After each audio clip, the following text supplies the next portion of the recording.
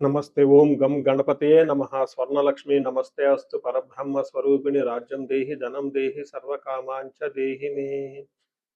స్వర్ణలక్ష్మి అమ్మవారు ప్రతి ఒక్కళ్ళకి చక్కగా బ్రహ్మ జ్ఞానాన్ని ఇవ్వాలని, తద్వారా ప్రతి ఒక్కళ్ళు చక్కగా నవ్వుతూ హ్యాపీగా ప్రతి దాన్ని ఎంజాయ్ చేసే విధంగా ఉండాలని చెప్పేసి మన అమ్మవారిని కోరుకుందాం. అంతేకాకుండా ప్రతి ఒక్కళ్ళకి చక్కగా రాజ్యం దేహి నాయకత్వ లక్షణాలని, ఒక అధికారాన్ని, పవర్‌ని, అథారిటీని అమ్మవారు ఇవ్వాలని, అలానే ధనం దేహి ప్రతి ఒక్కళ్ళకి విపరీతమైన ధనం ఇవ్వాలని, ఎక్కడుంటే అక్కడ ధనం ఉండాలని, ఆఫీసుల్లోనూ, బ్యాంకుల్లోనూ, ఇళ్లల్లోనూ ధనం శుభ్రంగా నింపుకొని ఉండాలని చెప్పేసి, అంతేకాకుండా సర్వకామార్థ సిద్ధి అనుకున్న పనులన్నీ అనుకున్న విధంగా అమ్మవారు ఇమ్మీడియట్‌గా నెరవేర్చే విధంగా మన అందరిని ఆశీర్వదించాలని, అందరూ చక్కగా ఉండాలని చెప్పేసి అమ్మవారికి నమస్కారం చేసుకుంటూ, దానికి ముందుగా గణపతిని మనకి ధనాకర్షణ శక్తిని ప్రతి ఒక్కళ్ళకి ఇవ్వాలని చెప్పేసి మనం కోరుకుందాం.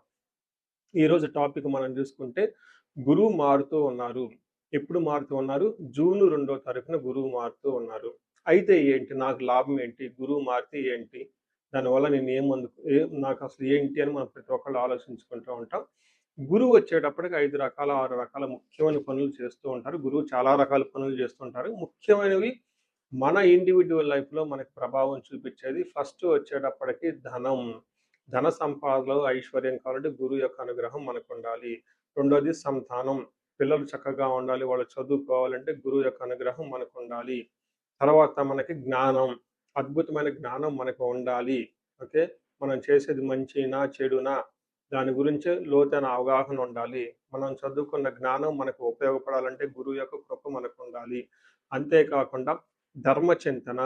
మనం ఫాలో అయ్యేది కరెక్ట్ మార్గంలో ఉన్నామా? లేదంటే సన్మార్గంలో ఉన్నామా? లేదంటే తెలవకుండా వేరే మార్గంలో ఉన్నామా? రాంగ్ గైడెన్స్‌లో ఉన్నామా? రాంగ్ ఇన్‌ఫ్లూయెన్స్‌తో ఉన్నామా? ఇలాంటి యొక్క అన్ని విషయాలు మనకి గురువు ద్వారానే తెలుస్తుంది. ధర్మచింతన అంటారు. అంతేకాకుండా దైవభక్తి, టీచింగ్ ఇలా రకరకాల విషయాల్లో బంగారం, జ్యువెలరీ మనకెలా ఉంటుంది? ఏంటి? ఇలా ముఖ్యమైన యొక్క అంశాలు ప్రతి ఒక్కళ్ళ జీవితంలో గురువు మారటం ద్వారా మనకు ప్రభావితం చేయబోతూ ఉంటుంది. ఇది అయితే ఈ గురువు మార్పులో ఇంకా 2, 3 ముఖ్యమైన ఇంపార్టెంట్ పాయింట్లు తెలుసుకోవాలి. ఫస్ట్ గురువు మిథున రాశిలో నుంచి కర్కాటక రాశిలోకి మారుతూ ఉన్నారు. ప్రతి సంవత్సరం గురువు ఒక్క రాశిలో తిరుగుతూ ఉంటారు, సంచారం చేస్తూ ఉంటారు. మిథున రాశి సక్సెస్‌ఫుల్‌గా 1 ఇయర్ అంతా కంప్లీట్ చేసుకొని ఇప్పుడు వాళ్ళు కర్కాటక రాశిలోకి వెళ్తున్నారు. అయితే కర్కాటక రాశిలోకి 12 సంవత్సరాల తర్వాత వచ్చి ఉన్నారు కాబట్టి ఈ యొక్క కర్కాటక రాశిలో గురు సంచారం చాలా ముఖ్యమైనది. ఎందుకంటే కర్కాటక రాశిలో గురువు ఉచ్చ స్థానంలో ఉన్నారు. మంచి చక్కగా ఈ సంవత్సరం అంతా పిల్లలు ఎవరు పుట్టినా కానీ వాళ్ళకి గురువు జాతకంలో వచ్చే స్థానంలో ఉండి మంచి యోగ్యతనిస్తూ ఉంటారని మనం చెప్పుకోవచ్చు. సో, ఈ ఈ యొక్క ఉచ్చ స్థానంలో ఉన్న గురువు సంపూర్ణమైన ఫలితాన్ని, చక్కటి ఫలితాన్ని ప్రతి ఒక్కళ్ళకి ఇస్తూ ఉంటారు. అయితే వాళ్ళ యొక్క ప్రభావం 12 మనుషుల మీద ఉంటుంది. ఈ మనుషులందరూ 12 రకాల రాసులుగా విభజించడం జరిగింది. కొన్ని రాసులకి చాలా వరకు రాసులకి అనుకూలంగాను, కొన్ని రాసులకు ప్రతికూలంగాను, కొన్ని రాసులకి సామాన్యంగాను ఉండే అవకాశం ఉంటుంది.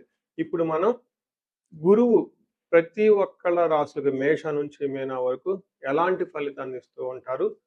ఆ ఫలితాలను మనం ఎలా ఎంజాయ్ చేయొచ్చు? ఇన్ కేసు ఫలితాలు గనక సరిగ్గా వాళ్ళకి అనుభవంలోకి రాకపోతే ఏం చేయాలి? అలానే కొన్ని రాసులకి ఖచ్చితంగా ప్రతికూలమైన పరిస్థితులున్నాయి.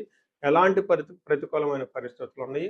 వాటిని తప్పించుకోవడానికి మనం ఎలాంటి పరిహారాలు చేసుకోవాలి అనేది కూడాను 12 రాసుల వైస్‌గా ఆ రాశికి ఎలాంటి ప్రభావం ఉంటుంది? దానికి మనం ఎలాంటి పరిహారాలు చేస్తే చక్కగా ఉంటామో కూడా మనం ఈ వీడియోలో మనం చక్కగా తెలుసుకుందాం. మనం సింహరాశిని గమనిస్తే ఈ రాశి వాళ్ళకి మిథున రాశిలో నుంచి కర్కాటక రాశిలో సింహరాశి వాళ్ళకి గురు సంచారం చేయటం వల్ల కొంచెం ప్రతికూలమైన పరిస్థితులు ఎక్కువగా ఉందని గమనించుకోవాలి. ఎందుకంటే గురువు మీకు ఇప్పటిదాకా 11th హౌస్‌లో ఉండి లాభాన్ని తీసుకుంటూ లాభప్రదంగా ఉన్న గురువు మీకు వ్యయాన్ని, అప్పుల్ని తీసుకొనొచ్చి అధికమైన ఖర్చులను తీసుకొచ్చి, అధికమైన ఖర్చులు మీ ఆదాయానికంటే విపరీతంగా ఖర్చులు ఉండటంతోటి ఆ ఖర్చుల వల్ల మీకు అప్పులు చేయవలసొస్తుంది. ఈ అప్పులు తీర్చడానికి మళ్ళా మీకున్న స్థిరాస్తులు, చరాస్తుల్ని అమ్ముకోవలసి వస్తుందని గమనించుకోవాలి. ఆల్రెడీ ఈ రాశి వాళ్ళకి అష్టమ శనితో ఇబ్బంది పడుతూ ఉన్నారు. అయితే ఈ అష్టమ ఇబ్బంది పడుతున్న గురువు ఇప్పటిదాకా మిమ్మల్ని కాపాడటం వల్ల మీకున్న ప్రాబ్లమ్స్ కొంచెం మీరు జాగ్రత్తగా తట్టుకోగలిగారు. అయితే ఇప్పుడు గురువు మీకు ప్రతికూలంగా ఉండటంతో ఈ ప్రాబ్లమ్స్ మీకు చాలా అధికమయ్యే అవకాశం ఉంటుంది. ఈ రాశి వాళ్ళు పరిహారాలు చాలా ఖచ్చితంగా చేపించుకోవటం ఎంతైనా అవసరం. ఒక్కసారి ఇంట్లో ఉన్న వాళ్ళంతా కూడా ఈ రాశితో పాటు ఎవరికైనా సరే ధనుస్సు రాశి, కుంభరాశి, మేషరాశి, మీనరాశి వాళ్ళు ఉంటే జాతకం చెప్పించుకోవడం చాలా ఇంపార్టెంట్. వచ్చే టైం కొంచెం ఇబ్బందికరంగా ఉంటుంది. ఇది మీకు భయపడటానికి చెప్పటం లేదండి. జాగ్రత్త పడతారు అన్న ఉద్దేశంతో మీకు చెప్పటం జరుగుతుంది. 12వ స్థానంలో గురువు ఉంటే ఏమవుతుంది? శుభమోలో వ్యయకృత్ అంటే శుభకార్యాలు చేయటం వల్ల వ్యయమవుతుంది. అంటే ఏంటి? పెళ్ళిళ్ళు, లేదంటే గృహప్రవేశాలు, గృహ గృహ ఆరంభాలు, ఇల్లు కట్టుకోవటము, ఫారిన్ వెళ్ళటము, హైయర్ ఎడ్యుకేషన్ గురించి లోన్లు తీసుకోవటం ఇలాంటివి జరిగే అవకాశం ఉంటుంది. ప్రాణీ విక్రయ దోషణం స్థాన భ్రష్టత్యంత దారిద్ర్యం ద్వాదశి స్థానకే గురు అని మనకి సంస్కృతంలో చెప్తారు.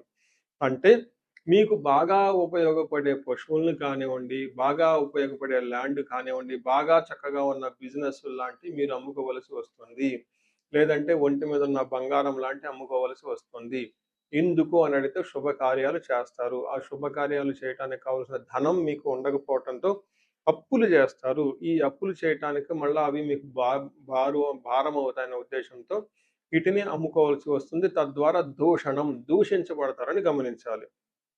ఇంతేకాకుండా మీకు స్థానభ్రష్టం అంటే ఉద్యోగంలో మీకు భంగం, అవమానాలు జరిగే అవకాశం ఎక్కువగా ఉంటుంది. కొంతమందికి జన్మజాతకం సరిగా లేకపోతే ఉద్యోగాలు కోల్పోయే అవకాశం కూడా చాలా ఎక్కువగా ఉంటుంది.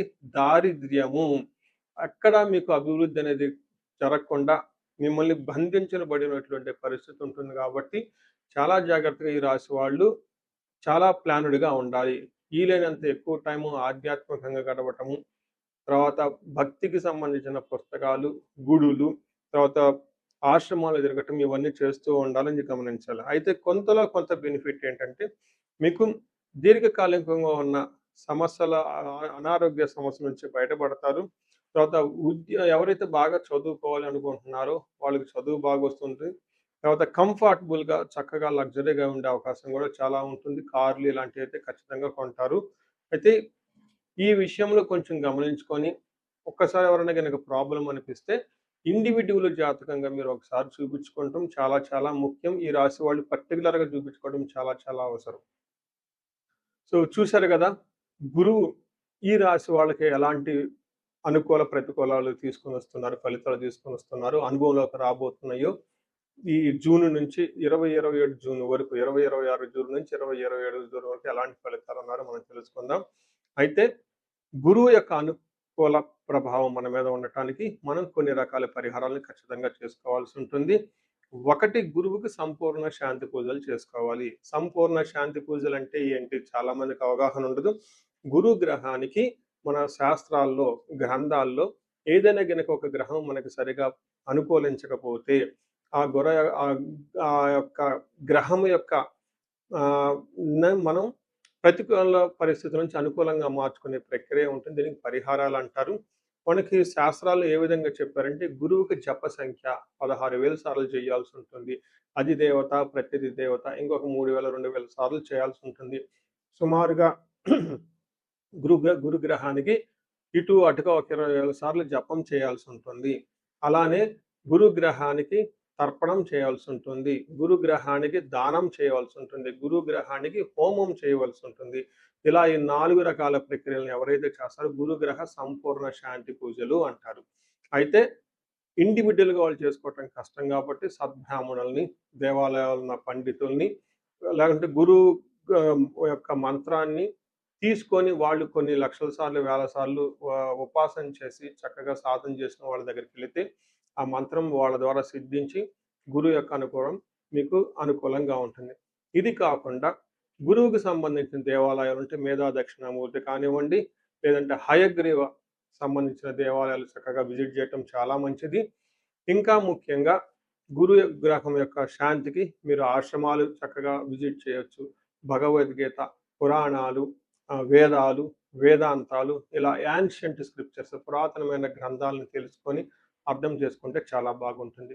గురుగ్రహ శాంతి గురించి ఇంకొకటి ముఖ్యమైనదంటే మీకు చదువు చెప్పిన గురువుల్ని వాళ్ళ దగ్గర ఆశీర్వాదం తీసుకోవడం చాలా ఇంపార్టెంట్. సాధువుల్ని, తర్వాత మీ ఇంటికి ఎప్పటి నుంచో అనాదిగా ఉన్న పురోహితులు, బ్రాహ్మణులు వాళ్ళు మీకు మంచి చెడు చెబుతుంటారు. అలాంటి వాళ్ళని మీరు సత్కరించటం, గౌరవించటం, వాళ్ళకి దక్షిణలు ఇవ్వటం ఇవన్నీ చేస్తే గురు